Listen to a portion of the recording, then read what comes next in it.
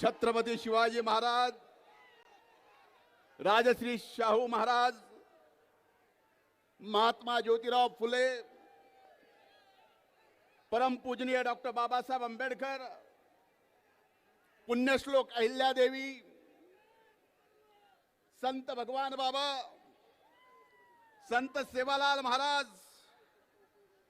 या सर्व महापुरुषासहित स्वर्गीय मुंडे साहेबांना वंदन करतो आणि आजच्या ओबीसी समाजाच्या न्याय हक्कासाठी आज या महाएल्गार सभेला आपल्या सर्वांचे नेते आदरणीय छगन भुजबळ साहेब बीड मध्ये आलेत। मी बीडचा या भूमीचा पुत्र या नात्यानं मी आपलं आणि व्यासपीठावर उपस्थित सर्वांचं मनापासून स्वागत करतो की या क्रांतिकारी जिल्ह्यातून न्यायी हक्कासाठी महाएल्गार आपण या ठिकाणाहून काढता। व्यासपीठावर उपस्थित विधिमंडळातील माझे सहकारी सन्माननीय गोपीचंदरावजी पडळकर, विधिमंडळातील माझे सहकारी मनोजजी कायंदे,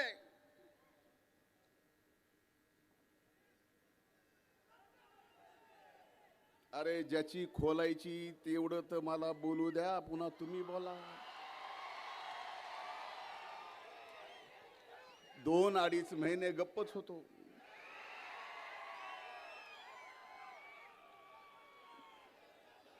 सन्माननीय हाके साहेब, व्यासपीठावर उपस्थित सर्वांची नावं मला घेता येतील।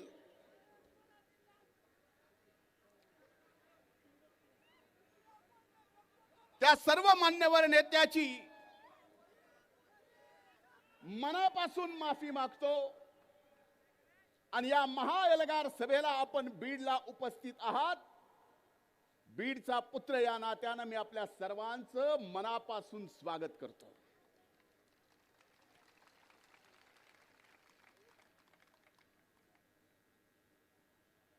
आज मी या व्यासपीठावर उभा आहे। आज या एल्गार महासभेला संबोधित करतोय। ते कुणाला विरोध करायचा म्हणून नाही, कुठल्या समाजाचा विरोध करायचा म्हणून नाही, कुठल्या समाजाचं न्यायी शब्द तुम्ही पण लक्षात ठेवा, न्यायी आरक्षणाच्या विरोधात नाही। आज मी इथं उभा आहे माझ्या ओबीसीच्या आरक्षणाच्या संरक्षणासाठी।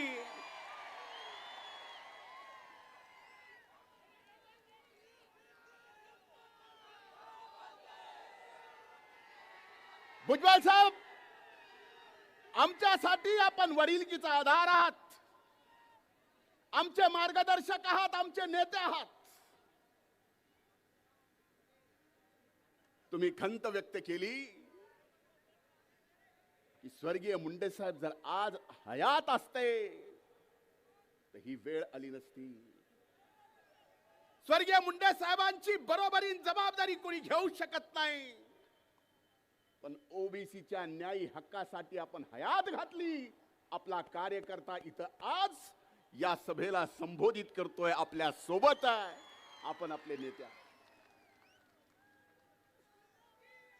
कधी कधी मला काही गोष्टीची कमाल वाटते। मला काल रात्री 2 वाजता 2 वाजून काही मिनिट झाले असतील, आता सगळीकडेच मित्र आहेत, फोन केला, म्हणले बीडला एल्गार सभेला तुम्ही येणार आहात का, तुमचं कसं आहे? म्हणलं का विचारतोय? नाही म्हणले जरा सभेत आम्हाला काहीतरी। म्हणलं मी तर येणारच आहे। तुम्ही भुजबळ साहेब सुरुवातीला म्हणलात सुतळी बॉम्ब कुणी, पण हे स्वतःचा अनुभव माहिती तिथं बसलेले आहेत का नाही? ठिकाणी एवढंच सांगायचं की ज्या छत्रपती शिवाजी महाराजांनी रयतेचं राज्य उभं करत असताना या 18 पगड जाती धर्माला सोबत घेऊन एक गावगाडा उभा केला. आजपर्यंत हा गावगाडा सर्व जाती धर्म 18 पगड जाती धर्मातले सगळे गावातले एकत्र गुणा गोविंदानी नांदत होते. बरोबर आहे का नाही? 2 वर्षापासून एका व्यक्तीनं एका प्रवृत्तीनं, मी समाज म्हणत नाही, ओबीसी एससी एसटी आणि मराठा समाजामध्ये अंतर पडलं. ते अंतर कुठून पडलं? कुठून पडलं? आज माझा मराठा समाजाला सुद्धा नम्रपणे हात जोडून, माझ्या बंधू भगिनींना सुद्धा हात जोडून विनंती आहे, हे अंतर फक्त या 2 समाजात ओबीसी आणि मराठा समाजात अंतर विलीन पाडत नाही, तर तुमच्याशी सुद्धा दगा फटका करतोय. उदाहरणानिशी सांगतो, नाही तर त्यांनी तरी यावं 13 कोटी जनतेच्या समोर. हाके साहेब, आपण सुद्धा इकडे जाऊ की खरा फायदा मराठा समाजाचा या ओबीसीत येऊन नाही, तर खरा फायदा मराठा समाजाचा सुद्धा ईडब्ल्यूएस मध्ये जाऊन आहे, इकडे नाही. पुरावे. पण या ओबीसीत काय यायचंय? मुठभर धनदाडग्या लोकांना सरपंचापासून ते राज्याच्या नेतृत्वापर्यंत पोहोचायचं, म्हणून हे घुसायचं म्हणतायत. ही सगळ्या समाजाची भावना नाही, मराठा समाजाची सुद्धा. पण ह्यांना पेटवायचंय. बरं, पेटवून पेटवून म्हणतो तरी काय? ह्यांनी कुणी सोडलं नाही. अरे कधी कधी माणूस असण्याची, कधी कधी जिवंत असण्याची, आणि हे सगळं ऐकून कसं सहन करावं याची सुद्धा मनाला भीती वाटते. माननीय मुख्यमंत्र्याची आयमाय काढली. भुजबळ साहेबांचं माझं तर काहीच सोडलं नाही. हाके साहेब,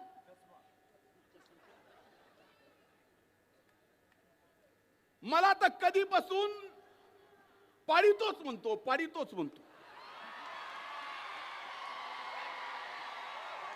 भुजबळ साहेबालाही म्हणतो पाडितोच, पाडितोच. अरे 1,42,000 मतांनी आलो, पाडितो पाडितो म्हणतो. हे बोलणार नव्हतं. आज आपलं ओबीसीचं आरक्षण त्याच्या न्यायी हक्कासाठी, आणि आपलं ओबीसीचं आरक्षण कुणी हिसकावून घेऊ नये म्हणून न्यायी हक्कासाठी हा एल्गार मोर्चा. याच्यात आपलं आरक्षण तर आपल्याला हक्काचं कुणाला हिसकावू देऊ द्यायचंच नाही. आणि या महाराष्ट्रात पुन्हा छत्रपती शिवाजी महाराजाचा स्वराज्यात उभा केलेला गावगाडा सुद्धा आपल्याला व्यवस्थित चालवायचा आहे. ही सुद्धा जबाबदारी आपण सर्वांनी घेतली पाहिजे. माणसात माणूस ठेवला नाही हो.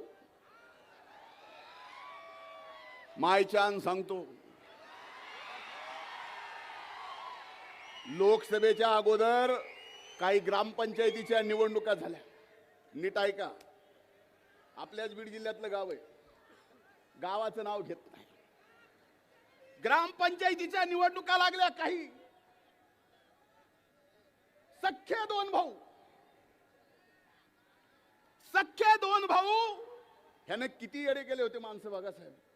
सख्खे 2 भाऊ, दोघांनी पॅनल उभा केला एकमेकाच्या विरोधात.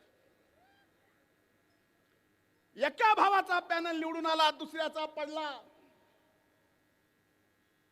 सत्ता पक्षात असलेला पंचायत समितीचा काही निधी पंचायत समितीच्या सदस्याकडून त्यानं एका भावाने निवडून आलेल्या ग्रामपंचायतीच्या विकासासाठी नेला.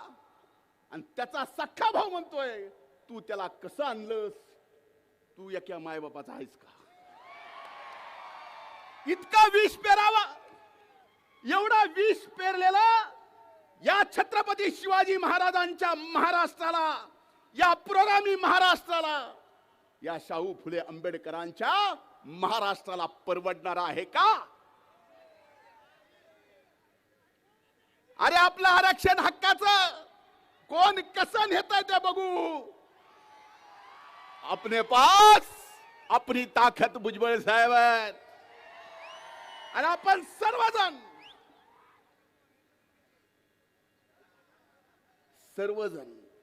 ताकदीनं, नाही तर एवढे आलात. ही अभूतपूर्व ऐतिहासिक सभा आहे आणि ती सभा सुद्धा छत्रपती संभाजी क्रीडा संकुलामध्ये होत्या. हे हक्काच्या, न्यायाच्या, ओबीसीच्या आरक्षणाच्या संरक्षणाची लढाईची सुरुवात ही छत्रपती संभाजीनगरच्या संभाजी क्रीडा संकुलाच्या इथून होत्या. म्हणून मला आपल्याला काही गोष्टी या ठिकाणी स्पष्टपणे सांगायच्यात, माध्यमांना दाखवायच्यात. मी एका सभेत बोललो की एमपीएससीचा निकाल मागचा काय लागला, त्यात ओबीसी ची टक्केवर 480 ला कट ऑफ झाला आणि ईडब्ल्यूएस ला 455 ला कट ऑफ झाला. ज्यांनी कुणबी म्हणून प्रमाणपत्र आतल्यात घेतलं, फॉर्म भरला, एमपीएससी मध्ये 480 मार्क पडले, पण नापास झाला. पण त्याच गड्यानं जर ईडब्ल्यूएसचं सर्टिफिकेट घेतलं असतं तर ईडब्ल्यूडीच्या मेरिट लिस्ट मध्ये पहिल्या 25 मध्ये लागला असता. पुराव्यानिशी सांगतो, पुराव्यानिशी. आणि ह्याचं खरं बरं एकदा तुम्ही असे माथे कुणाचे भडकू नका. या छत्रपती शिवाजी महाराजांच्या महाराष्ट्रात तुम्ही असे कुणाचे माथे भडकू नका. खरं काय, खोटं काय, कायदा काय सांगतो आणि मराठा समाजाच्या आमच्या गरीब बंधू भगिनींना खऱ्या अर्थानं फायदा कशाचा होतोय हेच आम्ही बोलतोय, हेच सर्वजण बोलतायत. पण ओबीसीत येऊन नाही. आता आम्ही काही बोललो किती बोलणारच, रोज सकाळी 9 वाजता. आता एक निकाल माझ्या हाती आलाय, भुजबळ साहेब, आणि हा सगळ्या देशाचा निकाल आहे. ओबीसी आणि ईडब्ल्यूएसचा, रेल्वे भरतीचा. या देशाच्या निकालात 1.5 मिनिट जास्त घेतो, फक्त वेळेपेक्षा जास्त. अजमेर मध्ये ओबीसी आणि ईडब्ल्यूएसचा 9 गुणाचा फरक आहे. अहमदाबाद मध्ये ईडब्ल्यूएस आणि ओबीसी मध्ये 6 गुणाचा फरक आहे.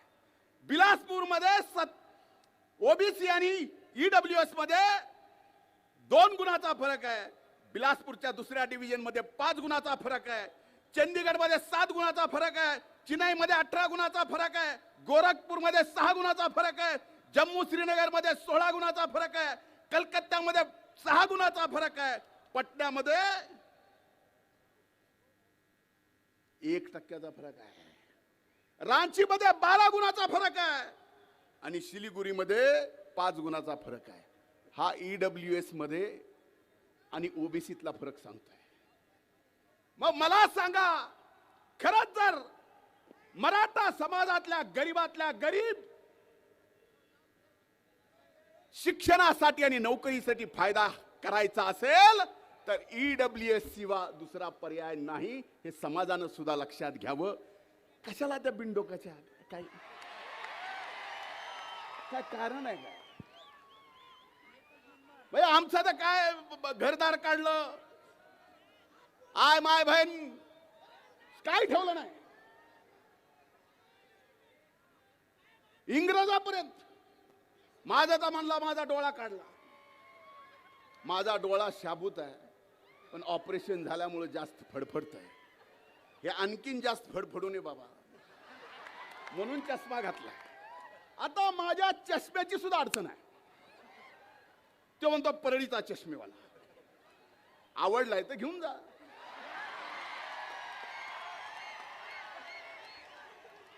पण ओपून दिसल का नाही मला माहित नाही.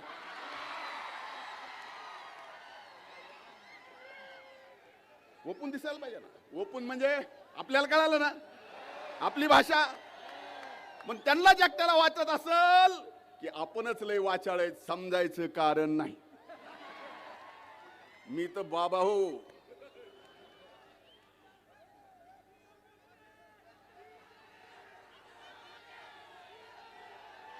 म्हणून आज ही एल्गार सभेची लढाई, ही लढाई कुणाला विरोध करायचा नाही.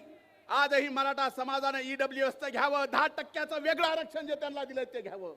आम्ही सोबत आहेत. आम्ही खांद्याला खांदा लावून लढा दिला.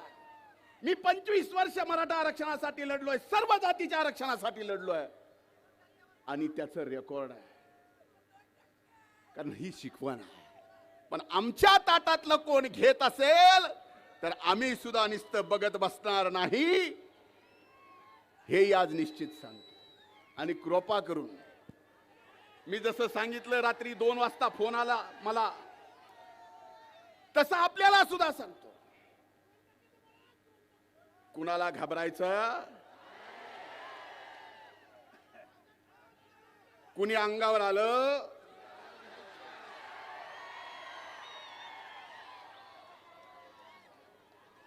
म्हणजे पडळकर साहेब, हाके साहेब किती डोकेबाज माणूस म्हणायचा. दसऱ्याचा मेळावा संपला रे संपला की ते म्हणले धनगराचं आरक्षण 94 ला जे भटक्यात दिले काढून टाका, 94चा GR रद्द करा. ह्याला GR तरी कळत असेल नीट. धनगराचा काढा म्हणला, पुन्हा मला वंजाऱ्याचा बी काढा 2%. अरे काय काढा, अरे द्यायचं सांगा, न्यायानं हक्काचं मागायचं सांगा. हा छत्रपती शिवाजी महाराजांचा महाराष्ट्राचं आहे. काही बोलून जमणार नाही. काही दिवस माणसं तुम्ही एडे करताल, पण खऱ्याला खरं आणि खोट्याला खोटं आज ना उद्या हे कळणार आहे.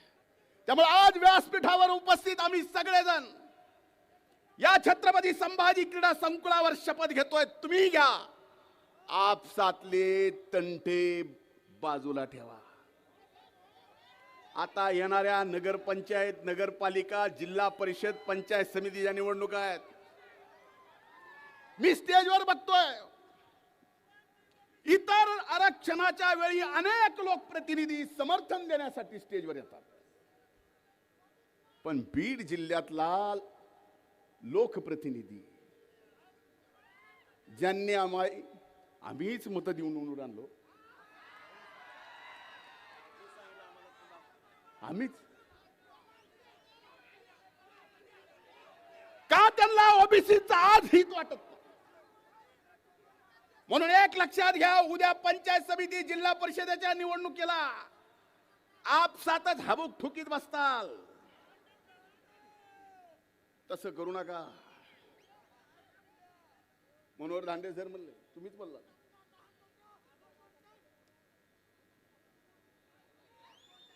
मीच आणला आणि कुणी आणला कुणाला सांगू.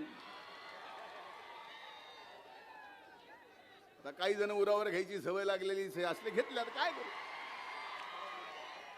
उगाच नाही घेतले, पक्षनिष्ठेसाठी घेतले. उगाच नाही, पक्षनिष्ठेसाठी घेतले. पण एकच सांगतो, आजच्या या सभेतून आपल्या आपल्या गावाला जाताना, आपल्या गावात जाताना आपल्याला तो गाव गाडा सुद्धा सांभाळायचा आहे. आपल्याला कुणाचा समाजाचा द्वेष नाही करायचा. आपला द्वेष, आपला राग, आपला संताप एक व्यक्ती आणि एक प्रवर्तीला आहे, बाकी कुणाला नाही. आणि येणाऱ्या जिल्हा परिषद, पंचायत समितीत दाखवून देऊ. बरोबर आहे का नाही. आणि माझी विनंती आहे साहेब, आपण मंत्रिमंडळात आहात, पडळकर साहेब, मी, पंकज भाऊ, मनोजित भैया, आम्ही विधिमंडळात आहोत. पण मंत्रिमंडळात एक गोष्ट निश्चित केली पाहिजे की आपण जी मागणी केली आहे, सुरुवात बिडून झाली आहे. उभ्या महाराष्ट्रात आता या केंद्र सरकारनं तर जातनिहाय गणना करायचा निर्णय घेतलाय. पण करत असताना महाराष्ट्रानं त्याच्या अगोदर राज्याला सुद्धा करता येतो. तो अगोदर महाराष्ट्रानं सुद्धा लवकरात लवकर एकदा हिशोबच करून टाकावा. हे एवढा ते तेवढा ते तेवढा ते तेवढा. पुन्हा भांडण नको आणि भांडणं लावणारा तर मुळीच नको. म्हणून माझी आपल्याला हात जोडून कळकळीची विनंती आहे. अनेक जण मराठा आरक्षणाच्या साठी स्वतःच जीव दिला. त्याला शासनाने मदत केली, नोकरी दिली. या ओबीसीच्या आरक्षणाचं संरक्षण व्हावं म्हणून अनेक जणांनी या ठिकाणी स्वतःच्या जीवाचं बलिदान दिलं. त्या बलिदानाला मोल नाही.